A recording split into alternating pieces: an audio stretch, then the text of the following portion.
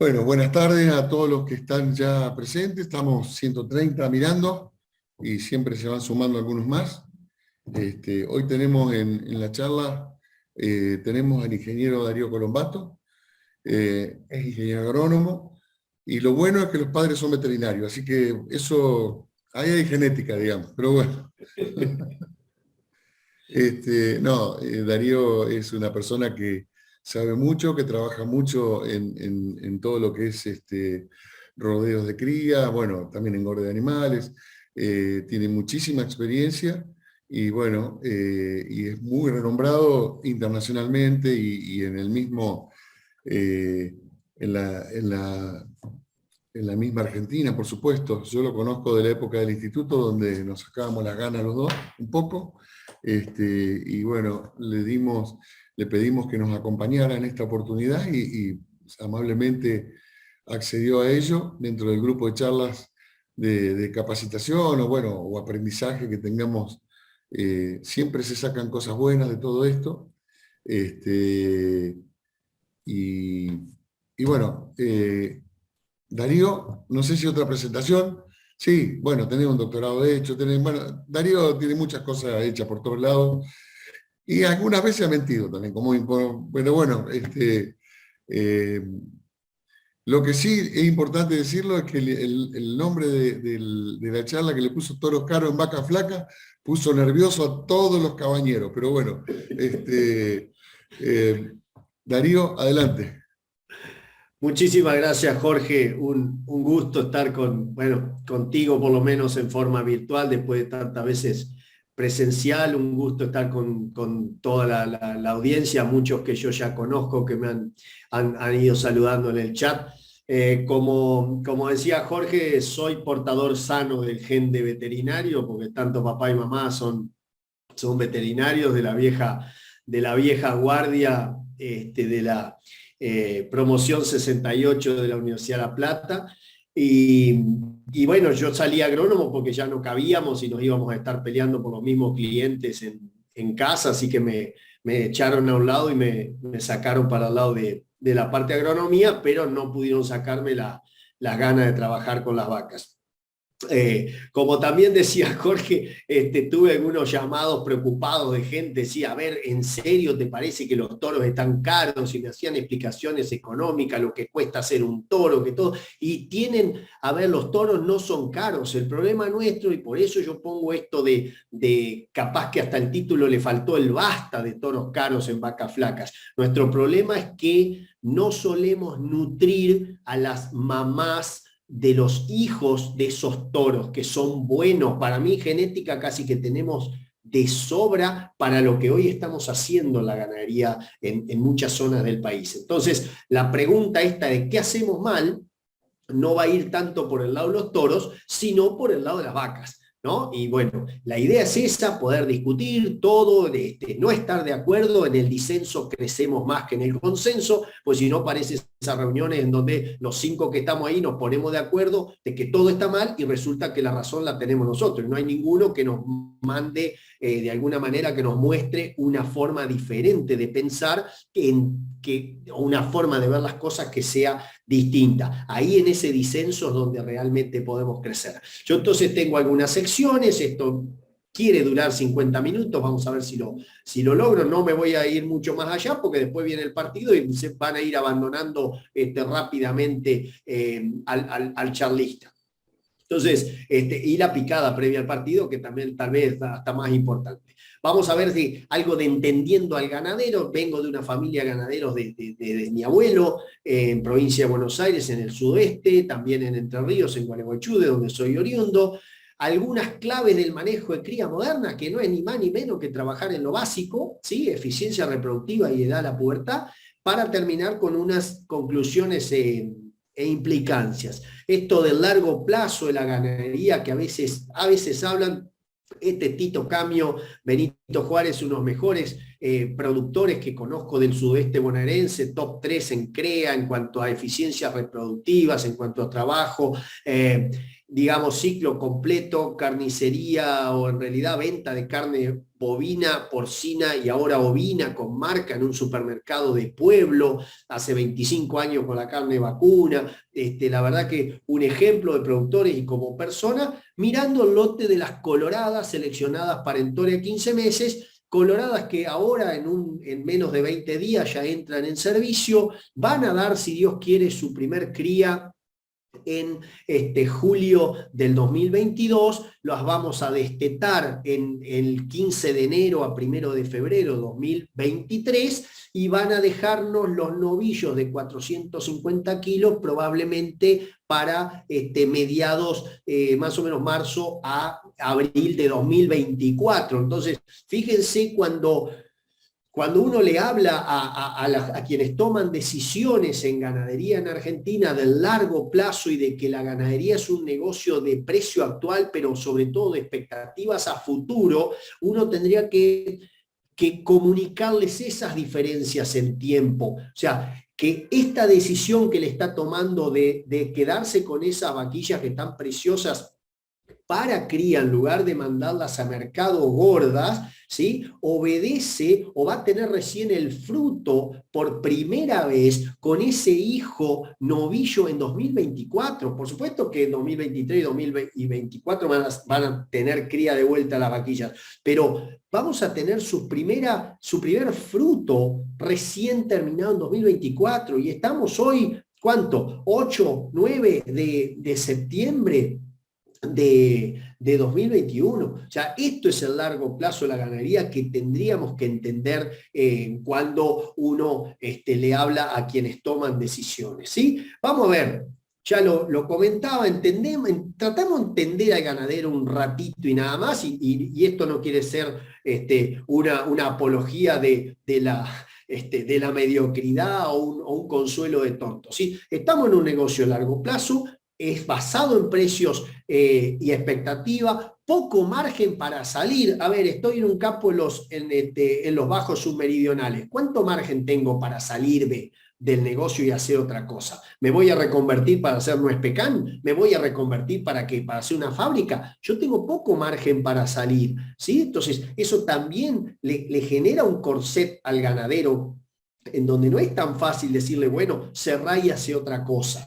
¿Sí? Encima, largo plazo, ¿no? ¿Interesa producir o interesa tenencia? Este es un tema que, bueno, con Jorge lo hemos escuchado, lo hemos discutido en muchas instancias en donde a veces te dicen, bueno, pero ustedes son malos porque producen el 62% de los terneros con respecto al número de vacas. Eso es verdad si vos consideraras que todas las vacas van a producción, o sea, todas las vacas de Argentina se ponen en servicio. ¿Cuántas hay que no se ponen ni siquiera en servicio?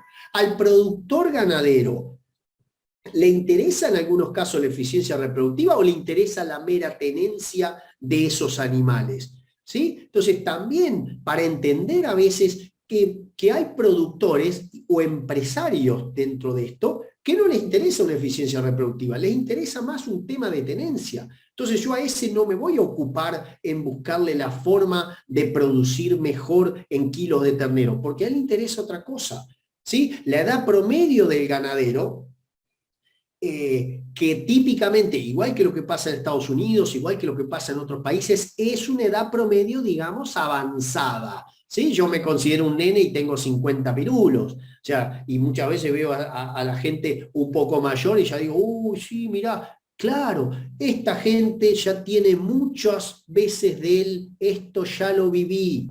¿Sí? Tiene permanentes déjà vus. ¿Y cuál es el problema de tener permanentes déjà vus? Que te va generando una mentalidad conservadora y que cuando vos ya avanzás en la vida ya no querés correr todos esos riesgos, sobre todo porque ya has vivido momentos similares a o momentos de crisis y demás. Entonces, la idea es, a ver, no pasarle este problema del ya lo viví a las generaciones más jóvenes, sino tratar de inocularle una dosis de optimismo que teníamos nosotros un poco antes. ¿Sí? ¿Y cuál es el riesgo que yo quiero tratar de evitar también? Justificar muchas veces nuestra ineficiencia culpando al otro, porque ahí no quiero caer. Yo no quiero decir, bueno, yo soy improductivo por culpa del gobierno. No, hay muchas cosas que vamos a discutir en esta charla que no dependen de un gobierno A, B, C, D, no importa qué gobierno. Hay muchas cosas en donde somos nosotros nuestros propios responsables, ¿sí? Y sobre eso tenemos que hacernos cargo de una vez por todas en la vida, porque es re fácil sacarnos la culpa encima echándole justamente la culpa a otro. Vemos el vaso medio lleno, el futuro es re bueno, ¿sí? El futuro es re bueno, estamos en un negocio de producción de alimentos, fíjense, tuvo que estar la pandemia para darnos cuenta que nosotros seguimos trabajando, ¿sí? Mucha gente la pasó mal en la pandemia. La gente que trabajaba en la industria de alimentación nunca tuvo que parar, ¿sí? Para adelante los mercados, hoy por ahí coyunturalmente medio restringidos por nuestra propia decisión, pero los mercados están pidiendo productos en base carne. Tenemos otras con amenazas, o sea, ya así llamadas amenazas como la fake meats, otras cosas así, podríamos discutirlo un año entero, pero lo que es cierto es que mi producto, el producto de carne vacuna, es un producto demandado en el mundo y, salvo en Argentina y en Uruguay, muy bien pago en el resto del mundo. Eso es parte del vaso medio lleno, tenemos otras partes donde podemos ver el vaso medio vacío. Vamos al tema en cuestión. Eficiencia reproductiva en cría, ¿sí? Es función de estos 3 puntos principales donde yo me voy a detener en los 2 primeros, ¿sí? En el intervalo posparto y en la edad de la pubertad, ¿sí? Porque esto es, si yo quiero llegar a este punto de eficiencia reproductiva, debo pensar en estas 2 cosas y vamos a tratar de reflexionar al respecto. A ver, para situación del noreste argentino y parte del NOA también, pero si me dejan es extrapolable a cualquier latitud, las bases de la nutrición en el rodeo de cría se basan en firmar una suerte de contrato con la vaca de cría en donde yo le tengo que dar bien de comer, un poco antes del parto y otro poco después del parto. O sea, tengo que firmar un contrato de unos, te diría 120 a 150 días, en el año del cual yo le tengo que dar bien de comer a la vaca para que la condición corporal, esto que ustedes leen como CC, sea la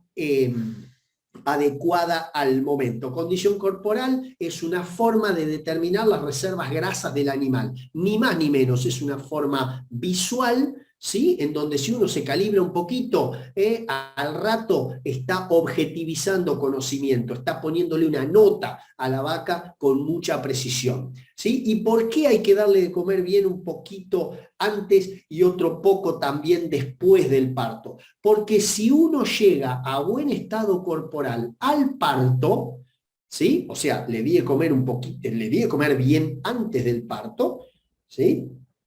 Se acortará la duración del anestro posparto. ¿Qué es el anestro posparto? Es el periodo que pasa la vaca sin celo desde que pare hasta que lo reanuda al proceso de celo, ¿sí? Si eso se alarga, tengo un problema para el año siguiente. La vaca va a preñarse más tarde, si se preña, ¿sí? ¿Y de qué depende esa duración del anestro posparto? De que llegue bien nutrida al parto, no gorda en exceso, bien nutrida al parto. Un estado 5, ¿sí? En la escala 1 a 8, 1 a 9, la que uno quiera tomar, o 1 a 5, pero ahí ya no va a ser 5, sino probablemente sea un 3, ¿sí? Y la segunda premisa es que al momento del servicio, para lo cual tiene que ser nutrida bien posparto, ¿sí? Ese estatus nutricional o esa condición corporal va a determinar qué tan fértil va a ser ese primer seno, ¿sí? Ustedes en la parte veterinaria tienen además hoy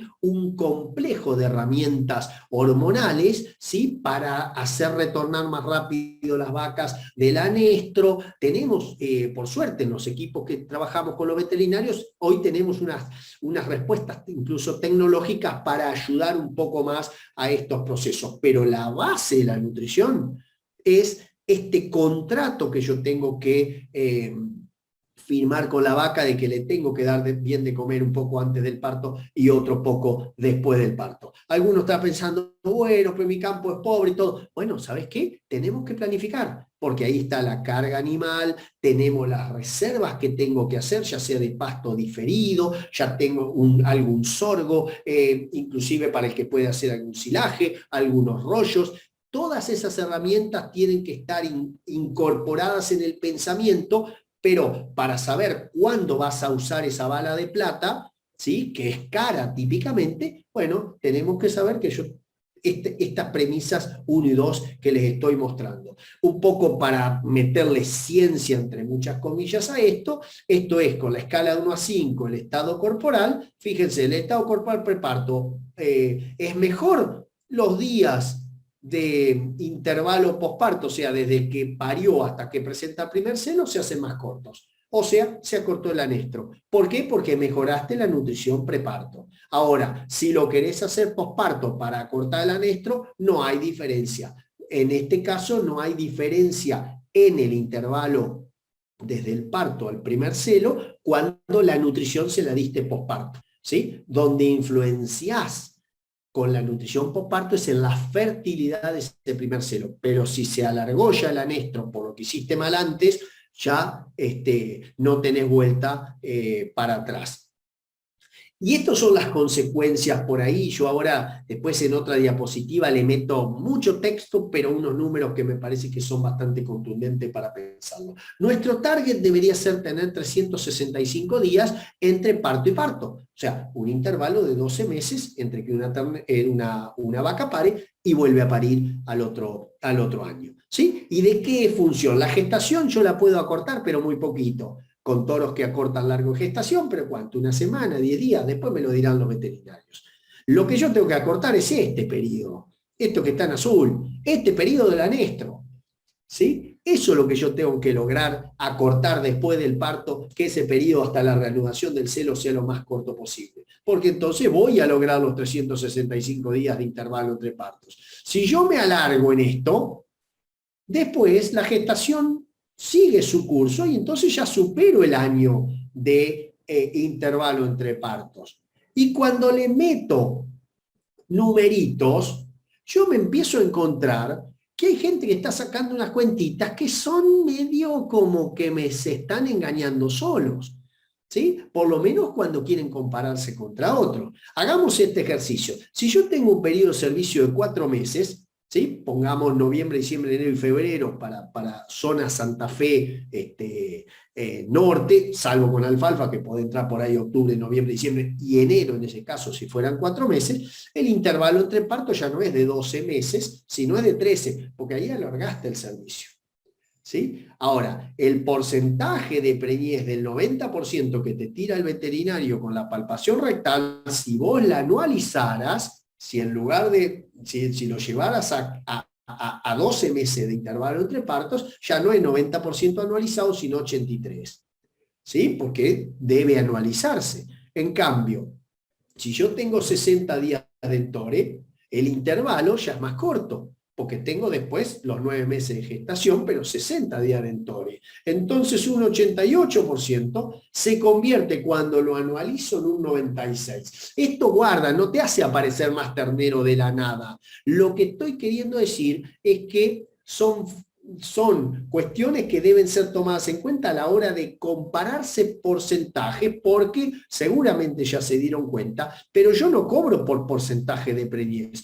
Yo cobro, si soy criador, por la cantidad y kilos de ternero que vendo, ¿sí? Sobre todo los kilos de ternero que vendo. Entonces, a mí que me digan 90% de preñez no me dice nada si no me informan la carga y el intervalo entre partos que tiene. ¿Sí? Porque no me está dando una información como para compararme bien en forma justa con otra. ¿Sí? Y luego, el peso al destete es función, además de otras cosas que ahora las vemos, de la duración del servicio y la distribución de las pariciones. ¿Sí? Fíjense, estos 4 ejemplos que les marco son distintas distribuciones mes a mes de los nacimientos. ¿Sí? Con un peso promedio, le puse 15 kilos de diferencia entre los terneros más, digamos, del primer mes, 15 kilos menos el segundo, 15 kilos menos el tercero, 15 kilos menos el cuarto. Fíjense cómo, 120 días con esta distribución, ¿sí? Me da 163 kilos. Si tengo 90 días con esta distribución contra esta, fíjense la diferencia enorme en kilos que da. ¿Por qué? Porque tenés más preñez cabeza y por ende más nacimientos cabeza. 60 días con esta distribución te va a dar 177 kilos de promedio, ¿sí?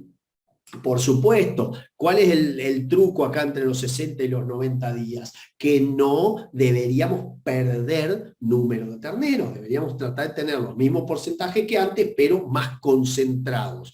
¿Y cuáles son las claves para eso? Arrancar bien estribado desde el primer servicio en adelante, y vamos a tratar de discutir eso metiendo al trabajo del veterinario como fundamental en este tema, ¿no? ¿Qué es el tacto? ¿Y cuánta gente todavía no realiza el tacto porque piensa que es un gasto? ¿Sí? Es una de las inversiones con mejor retorno digamos, económico. Hacer una buena palpación rectal, entregando información al productor que sea monetizable, o sea, información sobre el porcentaje, pero además información sobre la calidad de preñez, ¿sí? Es un hito en el camino de la eficiencia reproductiva. Hago tacto, pongamos, en marzo, yo ya estoy marcando el camino, la aparición que sigue, y ahora les muestro algún ejemplo, y el servicio posterior. Ya con esto yo tengo un punto de partida del año productivo, es decir, mirá, con este tacto y esta calidad de preñez que estoy detectando, la aparición debería ser así, así, así, entonces el servicio yo ya puedo pensar que voy a estar corriendo algunos riesgos si, por ejemplo, la aparición pinta que se va a correr hacia atrás. Y entonces ya puedo estar pensando en qué tipo de herramienta tecnológica tengo para traer vacas que parirían tarde y entonces se servirían mucho más tarde para tratar de traerlas hacia un servicio anterior. Puedo descartar las vacas vacías, puedo liberar carga entonces en el campo tratando de aprovechar que el crecimiento de otoño sea aprovechado, valga la repetición del término, con animales productivos y no con algunos que puedan ser improductivos, sobre todo ahora que no las puedo engordar para exportar necesariamente. Eso va a volver si Dios quiere. Defino el piso de las necesidades de reposición, ¿sí? Porque ese porcentaje de vacías ya debería servir de piso, más las muertas, más alguna enferma y demás, el piso de las necesidades de reposición de mi campo, ¿sí? Y ese tacto, junto con la información del estado o score corporal, me va a definir los requerimientos de pasto para adelante. Porque esto es un negocio de precio, expectativas, pero además es un negocio de anticiparse a la jugada. No podés llegar a tal situación de decir, uy, tengo toda la vaca flaca y no tengo nada de pasto en el campo. Porque eso no ocurre de un día para el otro. Lo único que ocurre de un día para el otro es una enorme inundación o un enorme incendio. Todo lo otro es un proceso gradual.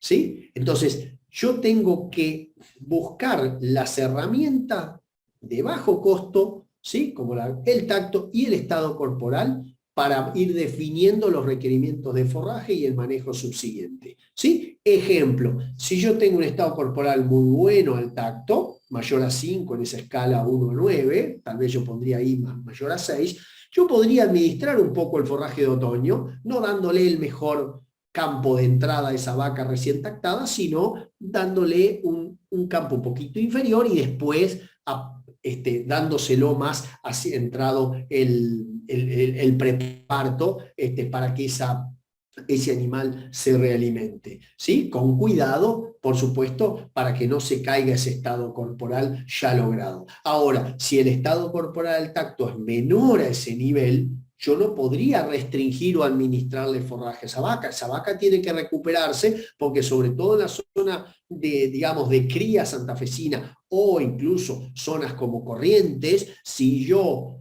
restrinjo una vaca que está en mal estado corporal en otoño, después en invierno lo que sé es que no la recupero y empiezo a rodar por la barranca y bueno, ustedes saben lo que pasa cuando rodamos por la barranca, digamos. Terminamos ya abajo y todo monitoreados, ¿sí? Entonces, fíjense lo que es la importancia, a ver, de asociar el tacto con otro tema que es fundamental, que son las recorridas durante la aparición, anotándome el número de terneros nacidos por semana para que yo lo vaya dibujando en una curva de este tipo. ¿Sí? Estos son distintos rodeos de un campo, ¿sí? Un campo que tiene, bueno, rodeos de Angus colorado, con vaquillonas de 15, algunas vaquillonas que van de 22 meses y después vacas adultas, en donde lo que vamos haciendo es semanalmente se anota el número de terneros nacidos y se va dibujando una curva. ¿Sí? Ya los 15 primeros días son rodeos que tienen algo de inseminación. Fíjense ustedes que hay rodeos que ya tienen el 60% de los terneros logrados los primeros. Perdón, dije 15 días, en el primer mes tenemos un 60, un 70%, más 60 que 70, de terneros logrados. Y hay otros rodeos que ni todavía ni picaron. Acá no había nacido casi ningún ternero, ¿no? Llevamos un mes de nacimientos. Esto te tiene que hacer por lo menos levantar una banderita, como decir, epa, ¿qué pasó acá? En el tacto ya te lo tendrían que haber informado, ¿sí? Y acá está la confirmación de esa información previa. Y a los 45 días, línea roja, y a partir de acá, muchachos, lo que no ha parido debe ser tomado, digamos, como factor de riesgo, porque van a ser las vacas que van a parir al final, y entonces, de acuerdo a cómo hayan llegado a su parto, en cuanto a estado corporal, van a tener menor o mayor cantidad de días de anestro, pero seguro que no van a ser cabeza de preñez a menos que tome alguna decisión que puede ser drástica como quitarle el ternero y realizar una suerte de destete precoz, o puede ser menos drástica como realizar un tacto de anestro, digamos un manejo de lactancia, en donde si la vaca se demuestra cíclica no pasa nada, si la vaca tiene un anestro superficial o se enlata el ternero, o probablemente el veterinario pueda generar algún tipo de tratamiento hormonal para volverlo al celo, y ahí vamos con los faroles. Y si fuera que hay un anestro profundo, probablemente la decisión sería la de destetar en forma precoz. ¿Sí? Pero fíjate que estoy tomando la decisión el 28 de agosto, o por lo menos más que decisión, estoy planificando mis decisiones el 28 de agosto y no el 1 o el 10 de noviembre, cuando ya estoy medio con la soga al cuello y tengo que tomar decisiones mucho más apuradas, que siempre me cuestan un poco más de plata. ¿Sí? Es fundamental sentarse a pensar sobre la información para tratar de tener entonces las decisiones con la mayor cantidad de datos que me ayuden al mismo tiempo a ser lo más educado posible en esto. ¿Sí? Después el futuro nadie lo puede prever. ¿Qué ventajas tiene esto de tener preñez cabeza en el largo plazo? Que si yo tengo, estas son dos acumulaciones de preñeces, capaz que la misma cantidad de terneros logrados, pero estos terneros de la izquierda, ¿sí? Entre los 30 y los 45 días ya tenías el 70%, el 80% de terneros logrados, mientras que acá hay una demora, ¿sí? Recién ese porcentaje se obtiene cuando estás entre los 75 días de la estación de nacimientos. ¿Qué pasa a largo plazo con los hijos machos? Se terminan, los hijos de vacas que parieron antes se terminan con 2 meses menos de edad al mismo peso que los otros. ¿Sí? Pero esos 2 meses de reducción en el tiempo a faena financieramente, ¿sí?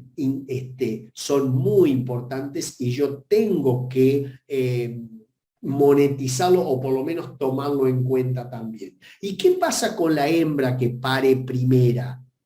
¿Sí? Este trabajo que es de Estados Unidos, lo que les marca acá son estaciones de nacimiento, ¿sí? Pariciones. Y acá es el porcentaje de vaquillonas que son, a partir del primer parto, que permanecen conmigo en el rodeo porque siguen dándome cría todos los años, ¿sí? No son vacías ni nada. Fíjense, acá está la línea de las vaquillonas que paren la primera vez del día 1 al 22 en la estación de nacimiento, o sea, las que son cabeza versus las que no son cabeza. Y fíjate cómo la curvita hace, las dos bajan, pero la que paren cabeza tienen mucha más chance de quedarse en el rodeo por más tiempo, con lo cual generan el repago de la inversión que yo hice en su nutrición temprana, ¿sí? Yo necesito menos animales para reponer si mi rodeo pare más temprano o pare más temprano dentro de la estación de nacimientos, ¿sí? Eso es por ahí la fuerza que yo le quiero dar al mensaje de que hay que nutrir bien de arranque para que entonces yo pueda salir bien estribado y pueda generar mejores resultados en el largo plazo. No solo paren más temprano y se quedan más tiempo, me destetan terneros más pesados por hasta 6 pariciones.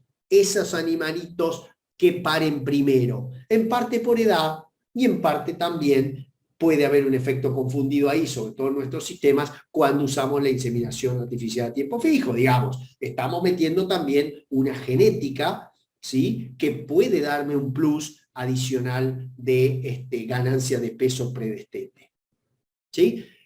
Miremos un poco las medidas. ¿Cuándo me conviene hacer mediciones de estado corporal? Son 4 momentos al año. Hay gente hoy, y ahora les muestro, que lo está manejando mensualmente, hace una recorrida, le pone una nota a cada vaca y generan gráficos con colorcitos para que visualmente yo pueda darme cuenta más rápido si estamos yendo para adelante o estamos yendo para atrás, ¿sí? Pero como mínimo tendríamos que tener estos 4 momentos, ¿sí?, de mirar las vacas y mirar su estado corporal, ¿sí? Al destete, 60 días antes del parto, porque yo no puedo ir a mirarlas al parto, porque ya si las veo flacas, digo, ¿y ahora cómo las realimento? No, tenés que hacerlo antes para poder tomar una decisión más educada con tiempo, ¿sí? Antes del servicio, en plena aparición, también sería el tercer momento, y ya comenzado el servicio, unos 2 meses de comenzado el servicio, en medio de la última chance para definir si vas a destetar o no, ¿sí?, si vas a destetar precoz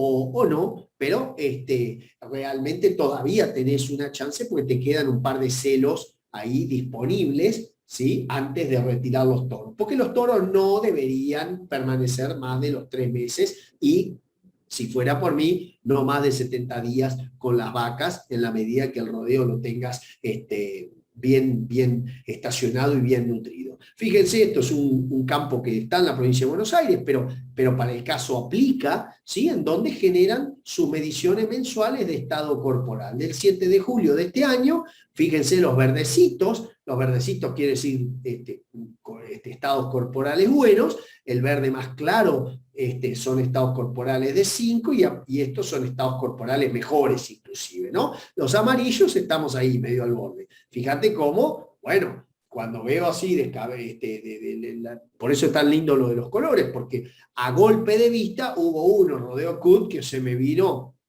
bastante fuerte para atrás. Es una vaca que yo desteto y ya no le doy servicio, o sea, no me importa tanto, la voy a engordar, pero lo que me puede importar son estos, el R1, el R2, ¿sí?, que son, le llamamos un rodeo problema, habíamos tenido unos temitas ahí reproductivos, está trabajando el equipo de veterinarios, ¿sí?, y este rodeo que empeoró un poco de estado corporal. Pero estoy viendo la película, ¿sí? No, junto todas las fotos para poder ver la película. Y es una tarea de costo, de costo cero, ¿sí? Y necesito hacerlo para trabajar con las vacas porque, como les decía el título, ¿sí?, yo no quiero tener vacas flacas, ¿sí?, porque esas vacas flacas no me van a producir lo que necesito. Uy, perdón, me fui para atrás. Entonces, un mensaje 1, ¿sí? Eficiencia reproductiva depende mucho del intervalo entre partos, debo sacar bien las cuentas, ¿sí?, anualizar para poder compararme contra otro. Esto de la nutrición preparto reduce la duración del anestro, o sea que yo debo llegar bien al parto y después planear, no hacerlo caer al estado corporal para que entonces pueda tener un corto anestro y un buen celo inicial en el primer digamos, la estación de servicio. Manejar estado corporal de los vientres entonces es crucial y mi norte es concentrar los servicios una vez que estabilizo el porcentaje reproductivo. O sea, este campo que, para este caso, porque es una foto de la semana pasada, que es en Curuzú, Cuantía Corrientes, en este campo están en 90 días.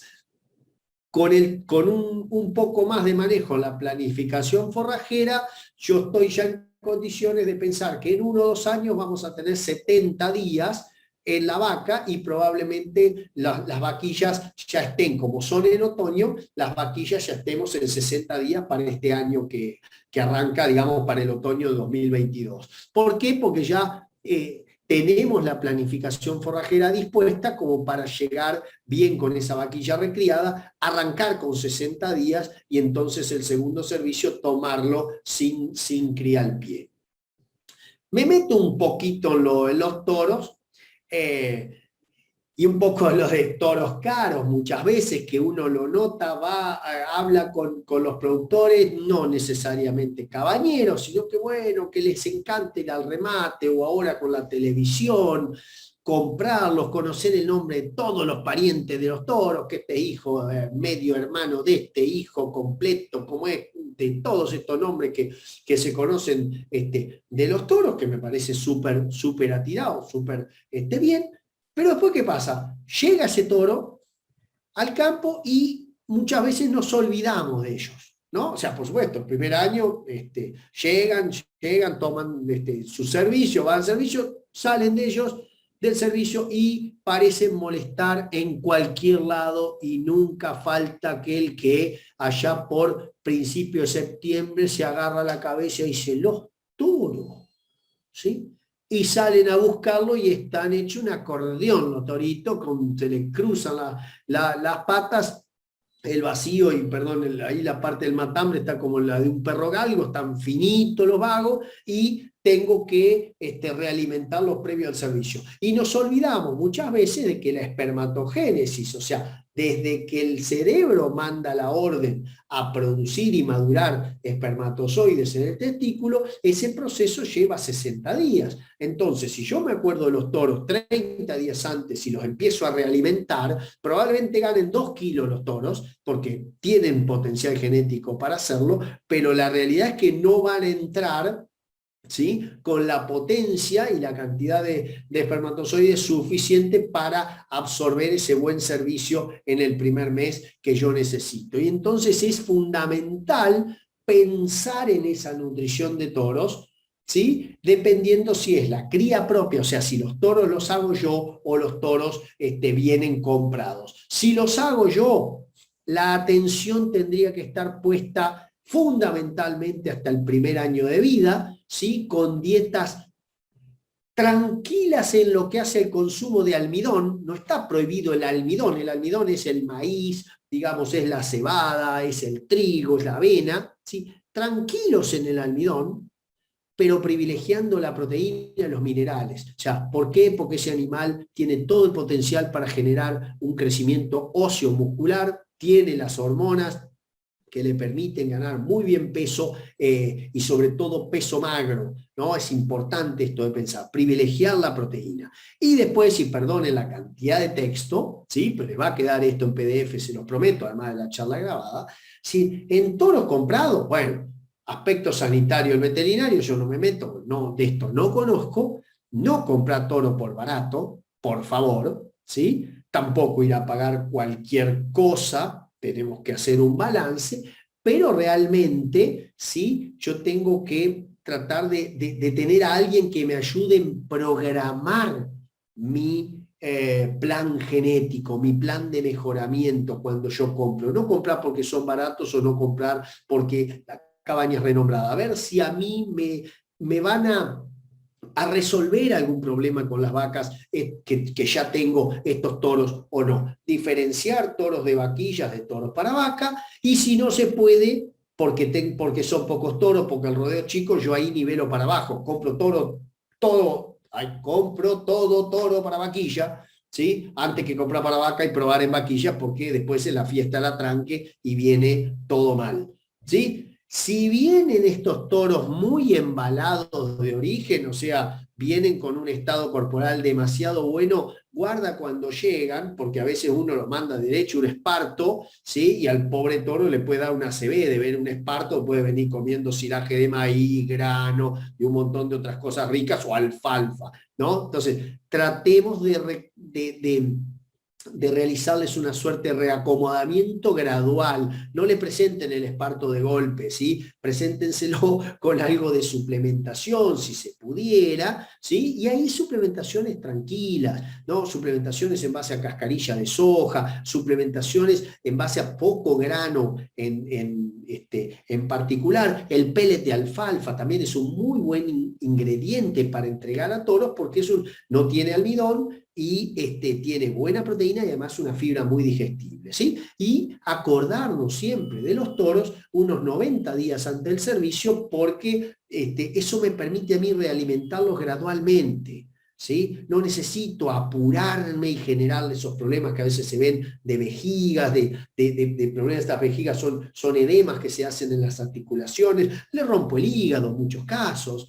¿no? Y un toro con hígado roto es un toro que no sirve para nada, ¿sí? Entonces, realmente yo me tengo que acordar de los toros unos 90 días antes del servicio. Les dije que la espermatogénesis es un proceso de 60 días, pero entonces arranco unos 90, unos 75 días antes para poder ir más tranquilo, tener más tiempo para realimentar los toros, para prepararlos para la estación de servicio. Esto me parece que es importante, muchas veces no le tomamos en cuenta, y bueno, esto está sacado de trabajos en lechería, pero fíjense que este trabajo sobre el plano de nutrición de toros previo y después de los 6 meses de vida, ¿sí? Y fíjense las conclusiones de los autores, ¿sí? Esto del 60% de la variación en lo que es producción y volumen de semen en la vida fue explicado por variables relacionadas con el estatus metabólico de los toros en la etapa prepuber, o sea, antes de llegar a la pubertad.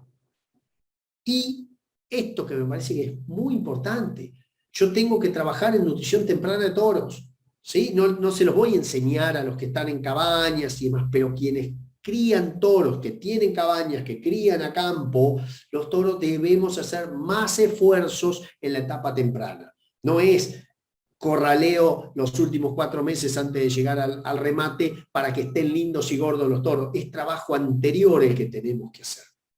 Voy a tratar de acelerar porque venimos apurándolos, doblando con las puertas. Creo que en 15 minutos yo voy a estar terminando de todas formas, ¿sí? Puntos críticos de la recría. Esto es válido para machos, válido para hembras, con lo cual no quiero hacer diferencias de género en este caso, ¿sí? Peso y edad al destete, función de peso nacer, que no quiere decir que tienen que pesar más, ¿sí? No necesito yo más de entre un 5 y un 7% del peso adulto de la madre al nacer, no necesito más que eso, pero sí necesito animalitos que crezcan muy bien hasta el destete. Y usar un concepto de peso ajustado que no es ni más ni menos que compatibilizar el peso con la edad. Porque si no me encuentro con un montón de gente que me dice yo desteto 150 kilos, el otro me dice yo desteto 180, pero ninguno me dice la edad del destete. Entonces, ¿cómo puedo comparar yo? ¿Sí? O me voy a comprar un animal, me dice, no, te pesa 210, este otro pesa 180. Tal vez 180 es mejor que 210 porque el de 210 tiene 3 o 4 meses más que el de 180. ¿Sí? Y ese de 210 con mucha más edad quiere decir que tiene ahí un torpedo en la línea de flotación y seguramente tuve algún problema de la nutrición temprana. Entonces siempre pensar en el peso ajustado a la edad, ¿sí? Eso es importante para evaluar los pesos al destete. Fíjense, esto es teórico, pero hay 700 gramos en todos los tratamientos hasta los 60 días de vida y después diferencias entre animalitos que ganan al pie de la madre sin nada más que el pasto y la leche, 1 kilo, y otros animalitos que mantienen los 700 gramos. Al destete a los 7 meses, vos tenés 45 kilos de diferencia entre los extremos, que esos son fundamentales para las siguientes etapas. ¿Sí? ¿Por qué? Porque esos 45 kilos son kilos que me ahorro de la recría, son kilos que me permiten llegar más temprano al peso de entore, que aunque yo no quiera entorar más temprano, voy a llegar más pesado a la edad de entore, ¿sí? Habiendo ahorrado kilos, no necesito después pensar en suplementaciones, y todo porque he trabajado mejor antes del destete. este trabajo de Aníbal por domingo. Fíjense la comparación. Son 2 lotes de terneros destetados a la misma edad, pero unos con 150 kilos, torpedo en la línea de flotación, y otros con 190. Después en la recría le dieron 3 niveles de proteína diferentes, 9, 13 y 18, y evaluaron el peso final de los novillos. ¿Qué pasó? No importa que le hubiera dado hasta 18% de proteína en toda la recría, que si los destetaste con un tiro en el ala, estos animales llegan a los 400 kilos peso final, y los otros animales destetados más pesados a la misma edad, llegan con un 10% más pesados. ¿Sí? Y hay un efecto de la proteína en la recría, pero la proteína en la recría no alcanza a compensar el desarrollo que no tuviste. ¿Sí? Entonces, ¿esto qué te trae al criador? ¿Qué le trae como idea al criador?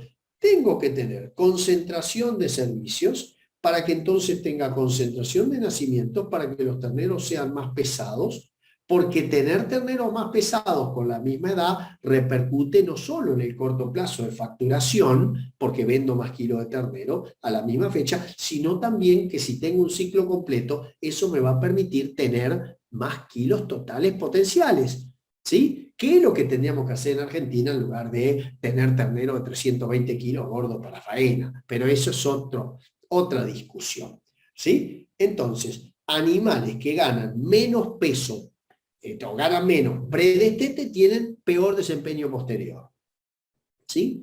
Entonces, en la cría propia, ¿qué tengo que hacer? Si yo veo que los animales se me afloja la calidad del pasto, que es típico del tercer o cuarto mes de nacimiento, digamos, el tercer o cuarto mes de vida en adelante, porque ya estoy entrando al verano, yo tengo que considerar destete anticipado para corral o puedo considerar creep feeding. ¿Sí? Que ahora vemos alguna fotito. ¿Tengo que considerar una cosa o la otra? ¿Sí? Y si tengo que comprar terneros, que podría salir de los objetivos de esta charla, yo debería intentar nivelar crecimientos y comprar lo más temprano posible en la vida animal, no de 60 kilos, pero tratar de saber el peso ajustado. Che, ¿pesan 150 kilos porque tienen 5 meses o pesan 150 kilos porque le pegaron una penuria nutricional gigante?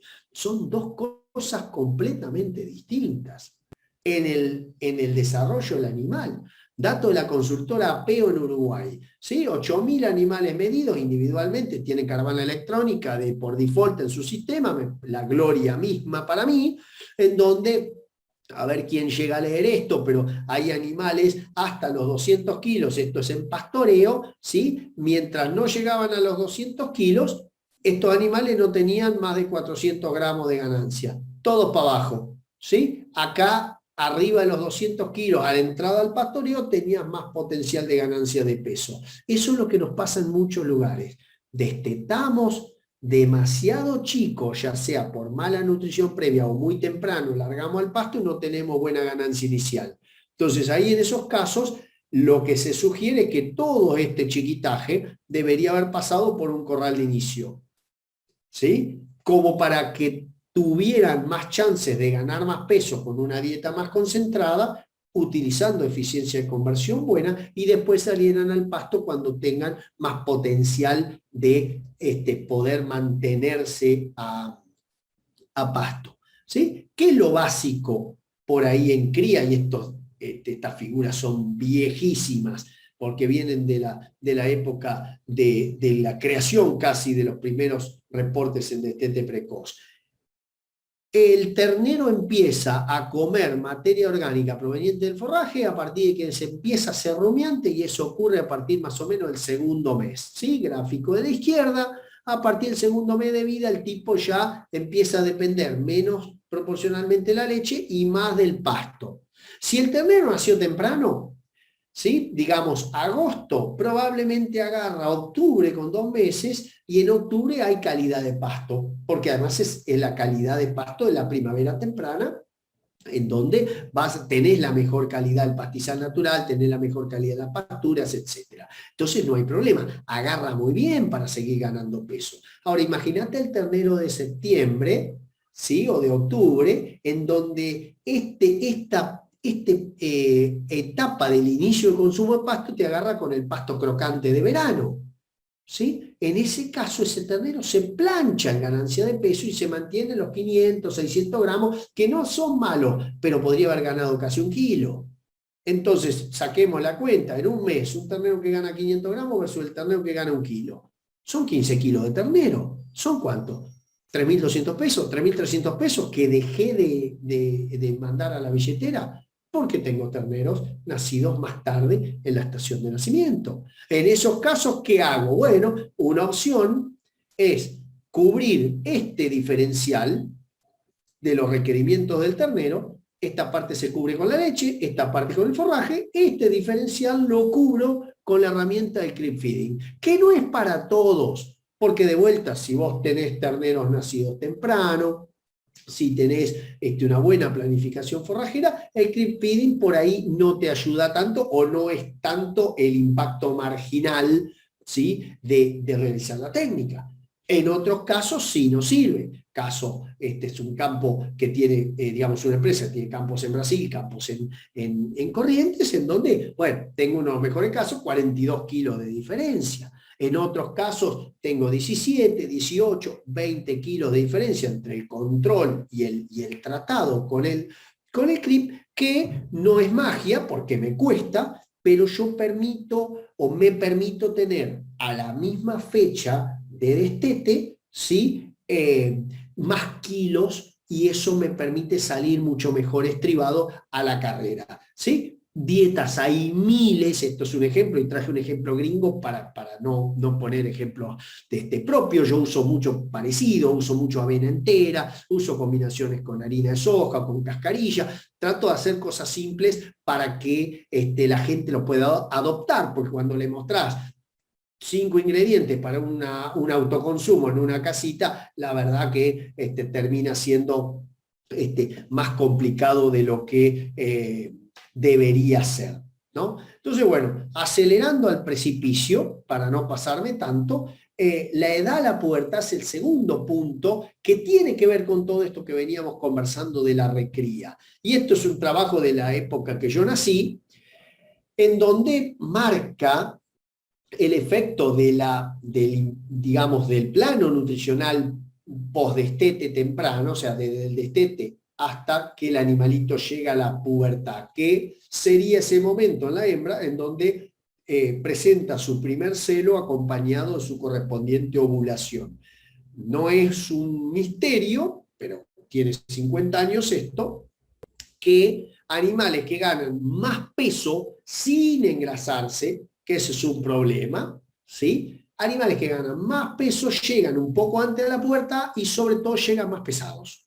Misma edad, pero más pesados. En este caso, hasta a la pubertad llegaron más temprano. Pero lo importante es que yo gano más peso, estoy ahorrando, ¿sí? ¿Y por qué es importante esto también en el largo plazo? Porque yo no puedo llegar a poner en servicio una vaquilla que recién está ciclando, porque los primeros celos son poco fértiles, ¿sí? Yo necesito una vaquilla que haya ciclado varias veces antes de entrar con mi tecnología de inseminación o los toros específicos para vaquillas, ¿sí? Entonces, yo cuando tenga 3 o 4 celos previos ya estoy mucho más seguro que ese celo, el primer celo que agarre con el toro, o por supuesto los celos que yo puedo sincronizar con la inseminación artificial a tiempo fijo, van a ser más fértiles, ¿sí? Y los porcentajes son notables. Este es un viejo trabajo muy interesante del INTA Mercedes en Corrientes, en donde marca dos líneas de recría,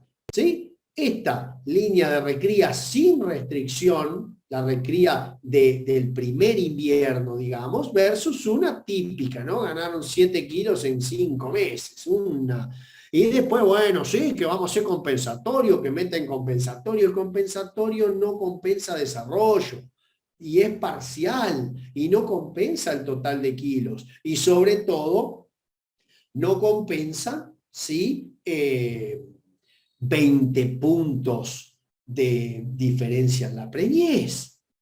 ¿Ok? Entonces, la verdad, ahí esto nos tiene que hacer reflexionar sobre la importancia que tiene la nutrición temprana. Algunas fotos de nuestras nuestras limitaciones, tenemos una materia pendiente en cualquier latitud de Argentina. Esto no es solamente para Santa Fe, ¿sí? No es ni para el sur ni para el norte de Santa Fe. Nosotros tenemos que producir más pasto. Aún en el esparto tenemos que tratar de producir más pasto, ¿sí? No quiere decir que vamos a transformar el esparto en un alfalfar, porque soy loco, pero no toco timbre de la plaza, digamos, ¿no? Yo sé que no, pero vamos a poder meter gramas en algunos lugares, vamos a poder jugar con suplementaciones, con silajes, verdeos en los lugares que pueda, pero todo en el marco de una planificación, ¿sí? Este es un campo de CREA San Cristóbal. Esta es una foto de mayo, creo que fue, en donde teníamos la vaquilla Brangus de recría, ¿sí? Comiendo una pastura,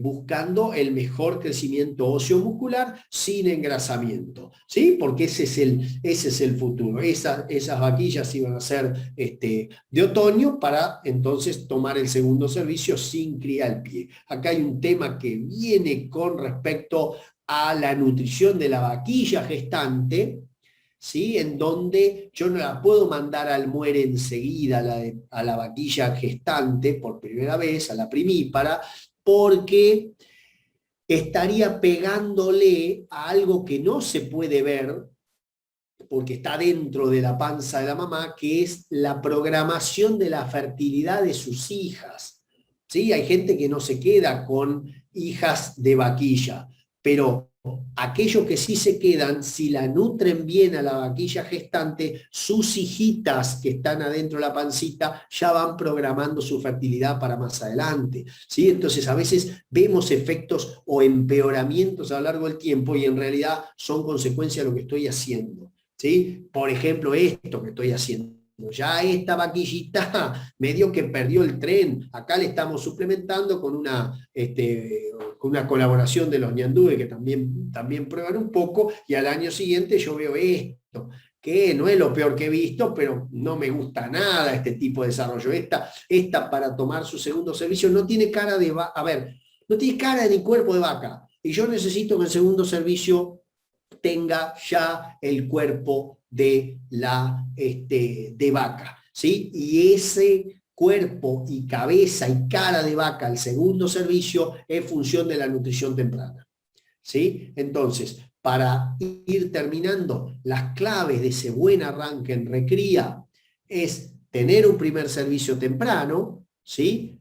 Ese servicio de otoño me parece a mí para zonas santafesinas, salvo aquellos alfalfares y demás, para la zona general de la cría santafesina tendríamos que estar apuntando a ese tipo de servicio temprano, que es función de una buena recría inicial. Ese segundo servicio que toma la vaquilla que pare después de su primer servicio en otoño, ese segundo servicio, decía, lo puede tomar sin cría al pie, pero sin necesidad de destete precoz, sino con un destete anticipado, ¿sí? Ya es menos la presión sobre el sistema que le planteo, y muy bien concentrados el primer servicio para que entonces tenga terneros bien parejos y justamente toda la vaca esté casi en el mismo condición reproductiva. Hay que suplementar o darle corral de inicio a una recría, porque es el modo más eficiente de lograr el objetivo en la medida que no tenga una calidad forrajera que permita sostener los animales solamente a pasto, ¿sí? Y esto del primer servicio corto y temprano que les decía es crucial, porque en aquellos planteos con alfalfas en la zona de Santa Fe, en donde vos lográs un servicio de 15 meses con muy buen desarrollo inicial de la vaquilla, tener un servicio corto y temprano da mayor descanso a lo que llamamos la vaquilla de primer parto o de segundo servicio. Y si no, yo puedo hacer lo que les contaba recién, de tomar el segundo servicio sin cría al pie, pero también con un servicio de otoño bien concentrado y corto para permitir tener todos los animales casi sincronizados en cuanto a su ciclo reproductivo.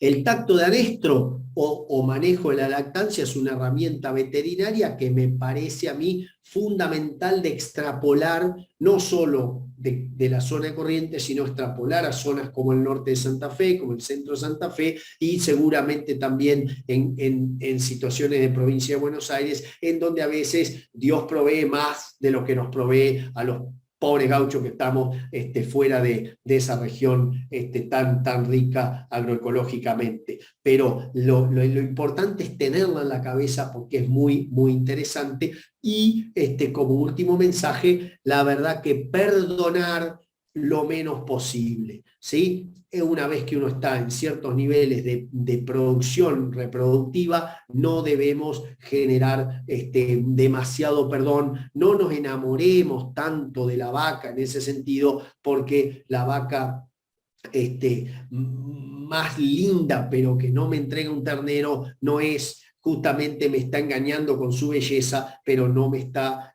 monetizando lo que yo necesito. Entonces, un mensaje para rumiar antes del partido: si el foco está puesto en la eficiencia reproductiva, o sea, si vos estás basado en producir kilos de ternero y no meramente en coleccionar vacas, hay que concentrarse en lo básico. Todavía no entramos en la magia de aditivos y todos esos que, créanme, no están dando los resultados que uno piensa que dan, ¿sí? Estamos hablando primero de lo básico, ¿sí? Vamos a concentrarnos en lo básico, después vamos a lo sofisticado. Nutrición pre y posparto, estado corporal como indicador temprano y la planificación, sentarse un ratito con el asesor veterinario, con el agrónomo, para planificar las cargas, planificar qué pasa con la película, si esta película viene así, cuáles son los finales posibles, ¿no? Mirar para adelante, eso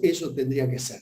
Y tener en cuenta los efectos de la nutrición temprana en el largo plazo. Todo lo que arranques bien termina mucho mejor que lo que arrancaste con menor pie, ¿no? Ese mayor peso al destete, esa mejor y más rápida llegada a la pubertad, tanto en macho como hembra, significa retorno económico en el caso del criador puro que vende más kilos al destete y al mismo tiempo una mejor chance de reposición, tengo un mejor pool de hembras para reposición y mucha más chance de que esas hembras sean fértiles del primer servicio en adelante. Bueno, por supuesto, me pasé un poquito, les agradezco muchísimo la atención y quedo disponible para cualquier tipo de comentario, refutación, inquietud, etcétera. Bueno, gracias Darío, muy, muy linda la charla, interesante. Hola. Sí, Hola Cecilia. Ahí está. Me pudieron bueno, porque escuchar. es Cecilia. Hola, buenas. Bueno, no los saludé, me vieron, pero no me saludaron, no pude saludarlos. Bueno, voy a empezar con las preguntas, ¿me escuchan? Sí, perfecto, Cecilia.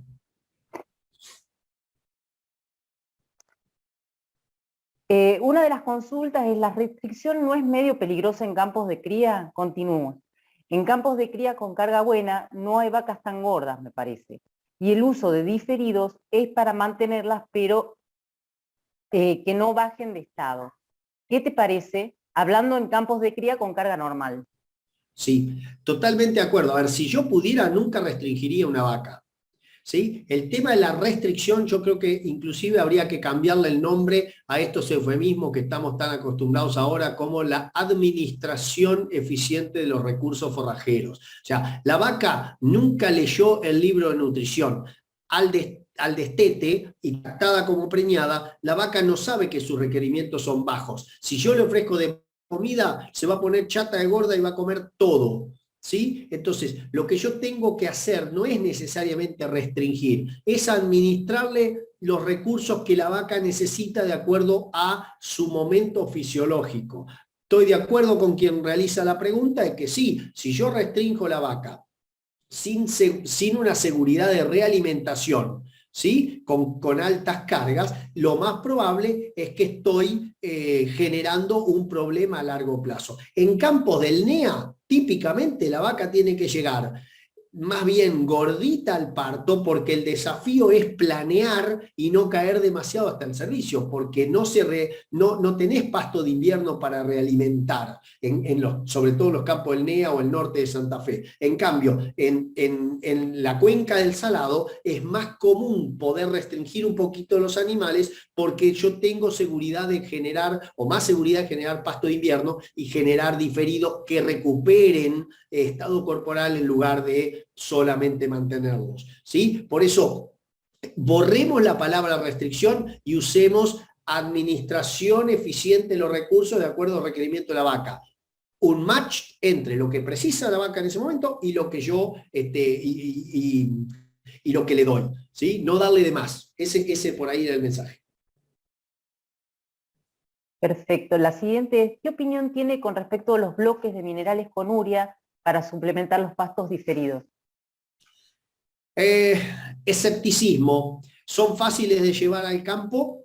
Seguro que ahí dentro de los 197 participantes hay uno que le estoy pisando el callo y le pido disculpas de antemano, pero me debo a la honestidad intelectual, digamos. Escepticismo porque son fáciles de llevar al campo, pero la variabilidad individual en el consumo es altísima, es mayor que en sales, ¿sí? Que en sales en polvo. Eso no quiere decir que sean malos, lo que pasa es que tengo que asegurar de tener una cantidad de esos bloques suficiente para las vacas, ubicarlos en lugares estratégicos, y es muy difícil de medir los beneficios. Miro alguna, ¿cómo se dice? Miro algunas bostas y pienso que estoy teniendo buenos resultados, pero en realidad las bostas son de 4 o 5 vacas, no son de todas. Entonces es muy truculento el caso. Con esto no quiero decir que no hay que usarlos, ¿sí? Yo usaría antes algún planteo de suplementación lunes, miércoles y viernes con una fuente de proteína verdadera, ¿sí? Alguien ahí justo dice un producto que es casi líquido, que tiene 70% de materia seca. Sí, ese también funciona, lo tengo en algún campo con esparto.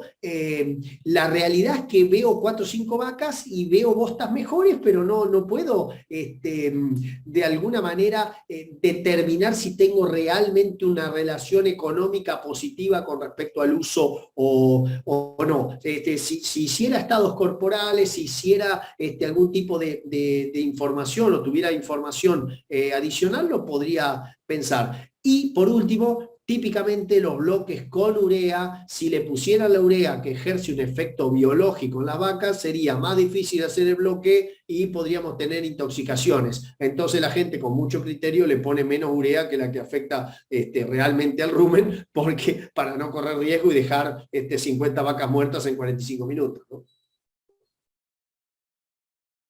Bien, la próxima es, ¿qué tiempo debería durar el encerre a corral del destete, 100 kilos, previo al pastoreo?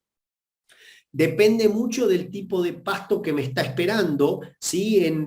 Digamos, cuando hacemos cadenas de verdeos como avena y ryegrass, por ejemplo, probablemente no, depende también cuando desteté, pero si destetara en febrero y el primer pastoreo del verdeo lo tengo el 15 de abril, estoy poniendo fechas tentativas, yo ya sé que tengo 60 días de corral hasta salir a ese verdeo, porque necesito salir al verdeo con peso mínimo y compatible con que pueda seguir ganando peso en el verdeo, y al mismo tiempo que no esté demasiado aguachento, tal que me genere problemas de diarrea. Entonces, ahí puedo estar pensando en 45, 60 o hasta 90 días de corral, ¿sí? En el caso de los verdeos. Si tuviera ryegrass, hay veces que tengo que alargar un poquito más, porque si no, entro demasiado pronto a ryegrass sin masa forrajera y pierdo de ganar ganancia de peso durante los primeros 2 meses de pastoreo, hasta que el ryegrass apura. Si tengo alfalfas, probablemente puedo hasta prescindir del corral de inicio porque salgo derecho a la alfalfa en la medida que ese animal pese más de 180 kilos. Antes de 180 kilos en otoño no me gusta salir al pasto porque las ganancias de peso típicamente son malas durante ese primer mes o mes y medio. Bien. Al acortar el periodo de servicios, ¿es recomendable aumentar el porcentaje de toros?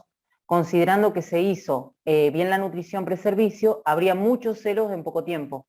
No, y porque yo creo que dependiendo de cada campo, a ver, hay veterinarios capaz de la audiencia que han trabajado con 2,5% de toros, campo limpio, estamos hablando, no campo con monte probablemente pongamos más. Yo no aumentaría el porcentaje de toros, para mí un 3% en promedio está bien en campo limpio para atender todos esos celos que voy a tener. No lo acortaría y sería muy prudente al acortar de ir un poquito, digamos, ir de 15 días acortando. Si estoy en 120 no acortaría un mes, sino que haría más cortito. O sea, mi respuesta rápida es no necesito más toros. Si los nutro bien, esos toros se bancan. El 3% son 33 vacas hervidas que no van a estar todas el mismo día ciclando. Voy a tener sí un porcentaje más alto de celo, pero no voy a estar con una explosión como si las hubiera sincronizado a todas, en donde ahí sí es un tema, lógicamente, que están todas en celo, ¿no? Bien, acá comentan muy clara tu exposición. ¿Cuál es tu opinión sobre hacer creep feeding en las vacas sobre alfalfa en el sur de Santa Fe? A tu criterio, el creep feeding aumenta el peso al destete y no limita el pasto en cantidad y en calidad ni en la leche. Bueno, Una pregunta. sí. A ver, cuando yo tengo alfalfa, típicamente la primera respuesta sería no hagamos creep feeding porque el ternero tiene pasto de calidad. Ahora, hay un argumento en contra de eso que podría ser hacer creep feeding porque el animal, el ternero, no deja de tomar leche, sino que deja de comer algo de pasto. Entonces, al hacer el creep feeding sobre la alfalfa, cabe la posibilidad de que esa sustitución de pasto que hace el ternero le quede disponible a la vaca, ¿sí? Con lo cual la vaca podría hasta mantener o hasta mejorar estado. Típicamente el creep feeding es solamente para mejorar el peso del ternero y no para mejorar el estado de la vaca. Por eso digo, sobre alfalfa mi primera sensación es no hacer creep feeding. Ya tengo ganancia de peso buena del ternero sobre alfalfa, salvo que la cantidad de alfalfa sea demasiado poquita y pueda con creep aumentar la posibilidad de que las vacas puedan comer un poco más. Después de una IATF, ¿qué porcentaje de toros pongo para repaso? Esto lo tendría que responder un veterinario, pero me lo dijeron tantas veces que yo me animo a decir 3% del total de vacas puestas en servicio. O sea, si yo puse 100, inseminé, voy a tener 60% preñada, pero el otro 40% no preñada, vuelve al celo entre el día 17 y el día 24, con lo cual tengo una explosión de celos. Hay que poner por cada 100 vacas 3 toros, igual que si hubiera habido un servicio normal. Bien, vuelvo a la del creep feeding, Sí. que dice, pero la pregunta es cuando no es limitante el pasto para la vaca. Cuando no es limitante el pasto para la vaca, no haría creep feeding en ese caso, salvo que uno dijera, bueno, quiero enseñarles a comer a los animales más temprano, o sea, enseñarles el uso del comedero. Pero la realidad es que muy probablemente uno no tenga una diferencia en kilos al destete a la misma fecha con respecto a no haberlo dado, y ahí va a quedar la sensación como que el creep feeding económicamente no se justifica, ¿no? Yo sobre alfalfas puras o alfalfas consociadas no es mi primera alternativa, salvo por ahí en primer servicio, primer parto, porque ahí la vaquilla puede llegar a tener, de hecho tiene menos producción de leche que una vaca multípara, y ahí podría estar ayudándola con el creep feeding al hijo o hija de vaquilla, pero sería tal vez ya buscando buscando la excepción y no la respuesta, si querés, global. Bien, salteo una para seguir con el creep feeding. Grano de avena entero, 100%, ¿se podría? ¿Qué desventajas frente al 50 de maíz y al 50 de avena?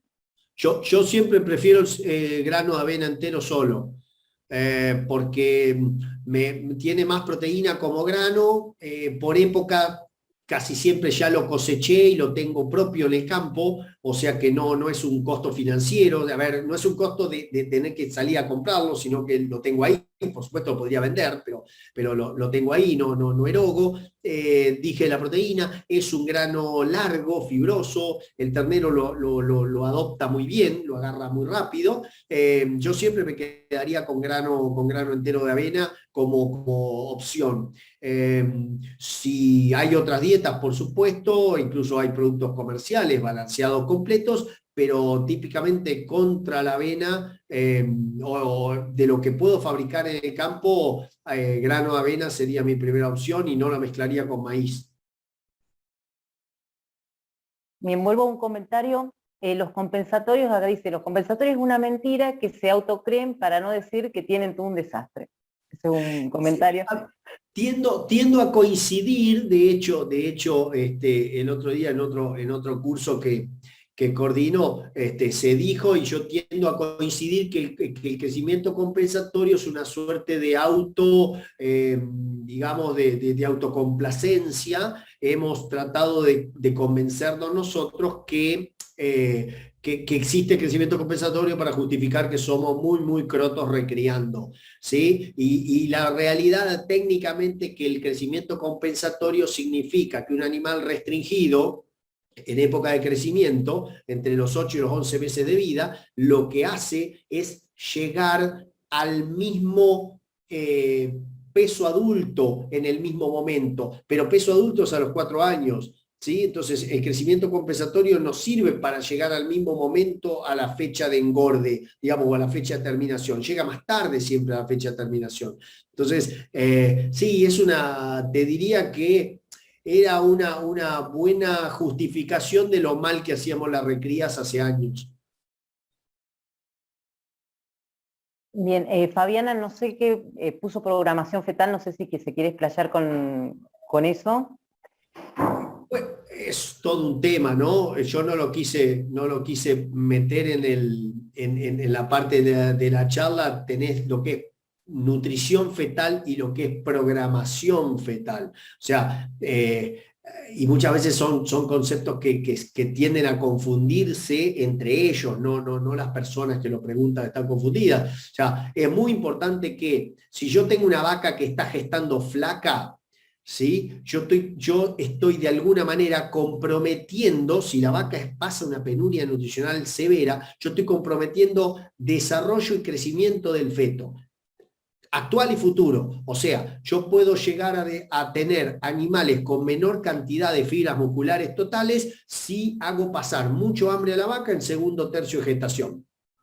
Y puedo llegar a tener animales que no desarrollan, en realidad desarrolla, está mal dicho, que no crecen lo suficiente en último tercio de gestación si a la vaca la restringo demasiado previo al parto. Ese animalito va a nacer más liviano, yo voy a pensar que es más lindo porque tengo un menor peso al nacimiento y menos atraques, pero ese animal que nació más liviano por restricción de su mamá se va a destetar con 10 kilos menos, haciéndome ganar mucha menos plata, ¿sí? Y probablemente tenga un problema a futuro en cuanto a su ganancia de peso posterior, ¿sí? Entonces, es muy importante que yo mantenga lo de afuera bien, que es estado corporal, no solo por esto que hablábamos de llegar más temprano con el anestro y de preñarla más temprano, sino porque además yo no quiero pegarle a la vida que está por nacer. A ver, la programación fetal y los estudios de nutrición fetal nacen como resultado de estudios en humanos, ¿sí? En donde poblaciones que tenían restricciones durante los embarazos de las mujeres mostraban hijos e hijas que tenían problemas de diabetes, problemas de obesidad, problemas de otro tipo hormonales. ¿Ok? En vacas eso se está viendo, también con algunas cosas de mayor engrasamiento más temprano, pero sobre todo menores eficiencias a todo nivel en la vida. Darío, te voy a agregar algo más sobre programación fetal. está demostrado, bueno, en Estados Unidos están trabajando mucho, no en lo que es la fase reproductiva del animal, sino en las primeras etapas de la preñez es cuando se define la capacidad de marmoreo que va a tener ese animal, o sea, la calidad definitiva del producto final, que es un buen ojo de bife marmoleado, se define en las primeras etapas de la preñez. O sea, tiene una implicancia general, porque vos estabas hablando de otras, de las madres, digamos, de las futuras madres, y yo te estoy hablando de lo que va a hacer después el que te van a servir en un plato en el restaurante, digamos, ¿no? Totalmente de acuerdo, y de hecho yo he trabajado bastante en distintos países con el Wagyu, con la raza japonesa, y el mayor, digamos, ímpetu que le das cuando empezás a los asesoramientos, que la gente te pregunta cuántos días de corral final tengo que darle para el marmoreo, y yo lo juro, vamos a mirar la vaca, porque si vos no me nutrís bien a la vaquita gestante, el marmoreo que después logro nunca va a ser el que te van, digamos, el máximo que vas a pagar. Es totalmente así, Jorge, o sea, el marmoreo nace en el feto, como yo, bueno, también menciono que la recría comienza en el feto, ya no comienza en el destete, porque nos perdimos una mitad de la película por no trabajar en esa etapa temprana, lo cual no significa tener vacas gordas todo el año, porque probablemente ahí tengas una carga tan baja que no vas a facturar nada por hectárea, pero realmente hay implicancias en todo el ciclo de la vida.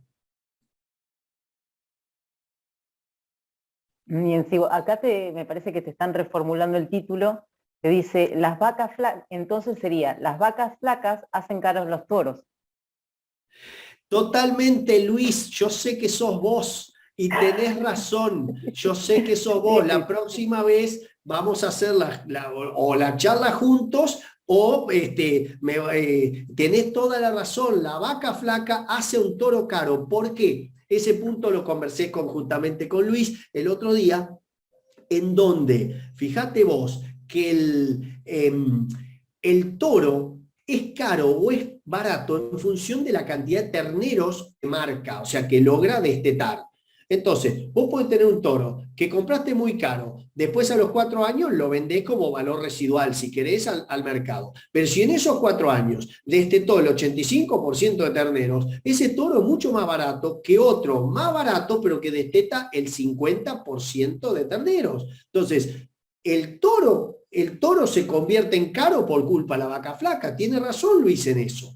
¿Sí? Y yo por eso jorobo también con el basta de toros caros en vaca flaca, más por el problema de la vaca flaca que por el toro caro, ¿no? Tal vez vamos a poner toro, ¿cómo podríamos poner? Habría que estudiar el otro eufemismo para no poner caro y poner basta de sobrevaluar toros por culpa de las vacas flacas, algo por el estilo, ¿no? Tiene razón.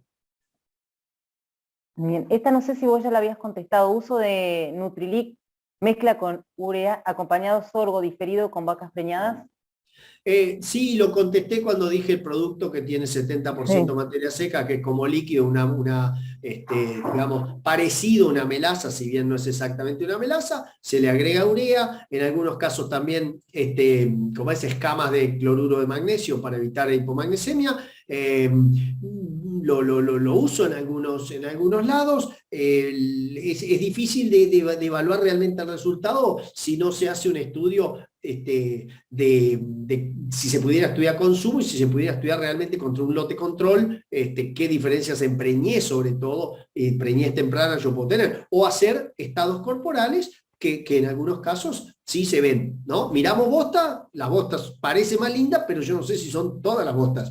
Tengo que hacer frecuencia de bostas y ahí es donde a veces hacemos agua en cuanto al análisis del uso de algunas cosas. Lo mismo pasa con ciertas sales que se colocan con digamos, tal vez, no sé, una sobrepublicidad de efectos, y la realidad es que no hay pruebas tan contundentes con respecto a resultados porque no han tenido la consecuencia rigurosidad en el análisis, pero que tenemos que avanzar hacia ese tipo de suplementaciones simples es una condición sine qua non, porque no solo estamos teniendo menos gente en el campo, estamos teniendo menos gente vaquiana en el campo y necesitamos sistemas simples que sean adoptables, pero por simple no entender, tiro y me voy. No, no, simple, pero además efectivos. Y ahí es digamos, donde tenemos que trabajar todos como cadena.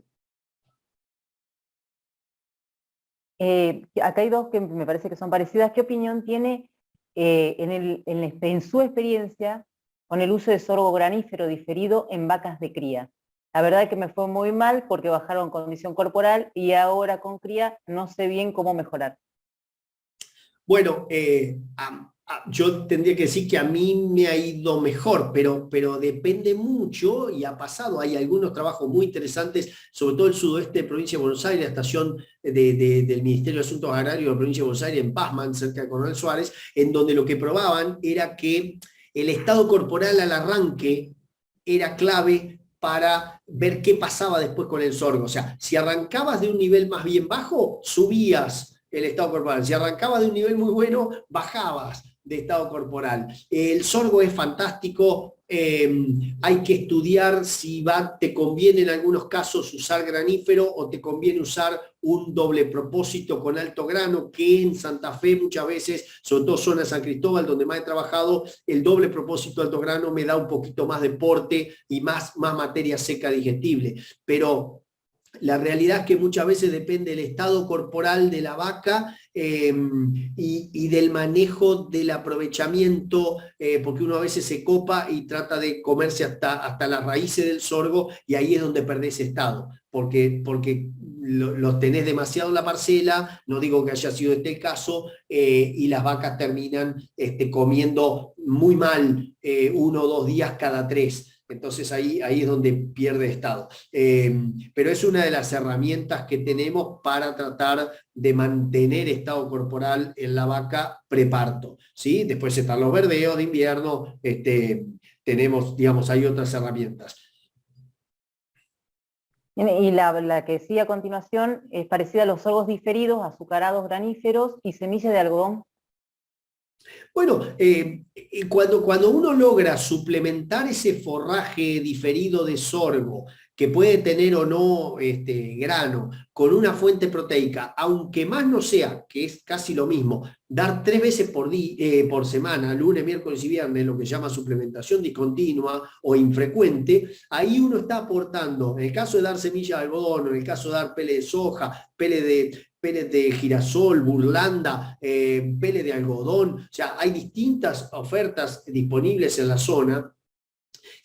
Dar lunes, miércoles y viernes lo que genera es un aporte proteico que mejora la digestión de la fibra del sorgo, permitiendo mayor consumo inclusive y por supuesto mayor digestibilidad de ese ingrediente. Y por otra parte no solo aportan proteína, están aportando algo de carbohidratos, están aportando algo de grasa que es energía y entonces la vaca se defiende mucho mejor que si no le diéramos nada. Muchas veces estos sorgos así, porque sí, si son mucha masa y muy poca calidad, la vaca come hasta el 1,6, 1,7% del peso y queda llena con fibra, porque es casi como comerse un diario enrollado, y queda ahí, le falta nitrógeno, ese rumen, para poder movilizarse y digerir mejor la fibra. Entonces, esas suplementaciones proteicas, aunque sean infrecuentes, terminan generando un aporte muy importante. Hay que sacar las cuentitas de cuánta plata por vaca yo estoy dispuesto a invertirle en suplementación proteica para mejorar esos estados. Pero muchas veces, y con esto cierro, me pasa que hay efectos que yo debía haber tomado en cuenta mucho antes, sobre todo hasta en la recría, que tienen impacto en ese estado de la vaca o en esa poca reacción que tiene la vaca a la falta de suplementación en ese caso. Bien, Darío, te voy diciendo que voy saltando, pero todos dicen excelente la charla, te felicitan y te mandan saludos de San Juan, así no me lo paso. Los toros sobran en el porcentaje que se usa, sobran, y me imagino que también lo conoces. Marcelo. Sí.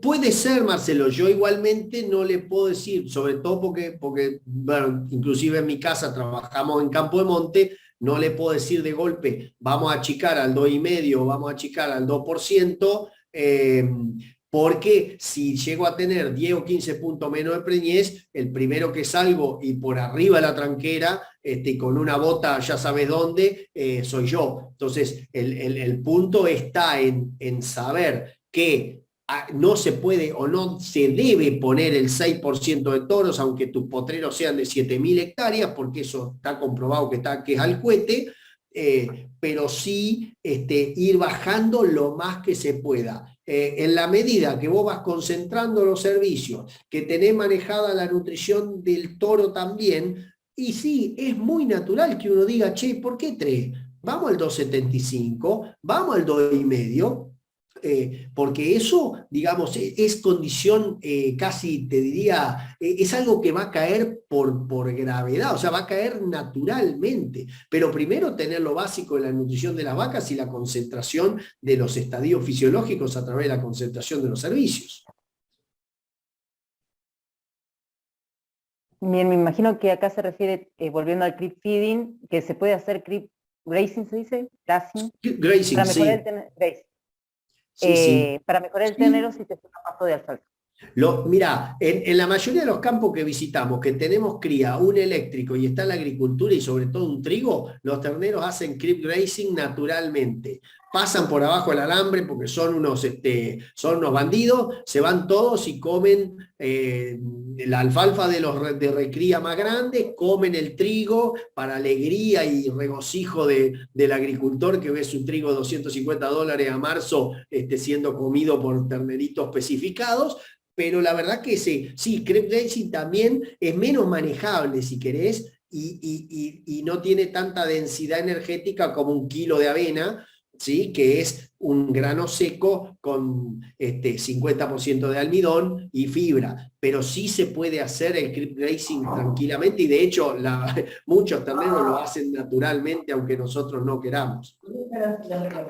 Alguien preguntaba ahí, creo que apareció el escrito, mezcla de avena con arveja. Me encanta la arveja, si pudiera hacerlo todo arveja, para mí es un gran ingrediente. El tema es que la arveja agronómicamente en muchas zonas no va porque requiere suelos bien sueltos y no le gusta nada la anoxia, o sea, la falta de oxígeno en raíz. Entonces, la arveja tiene un poquito como de limitaciones en cuanto a el incremento del área, pero la verdad, arveja es un gran ingrediente porque incluso se da entera sin necesidad de procesado, y al no tener efecto, digamos, deleterio sobre la nutrición, porque no tiene el factor antitripsina que tiene la soja, porque no tiene grasa que le podría hacer mal a un ternero chico, no tiene prácticamente contraindicaciones en cuanto al uso en nutrición. Es muy buena la arveja. Bueno, quedan bastantes consultas para que te están haciendo. No sé si vos querés dejarle algún mail que te pueden contactar para... Está en el final de la presentación, es Colombat, hasta la primera T de mi apellido, @agro.uva.ar, UVA de Universidad de Buenos Aires. Está ahí en la presentación de PDF que te voy a pasar por correo. Por lo menos tengo la de agropecuario @santafe.gov.ar para que después se la pasen a la gente.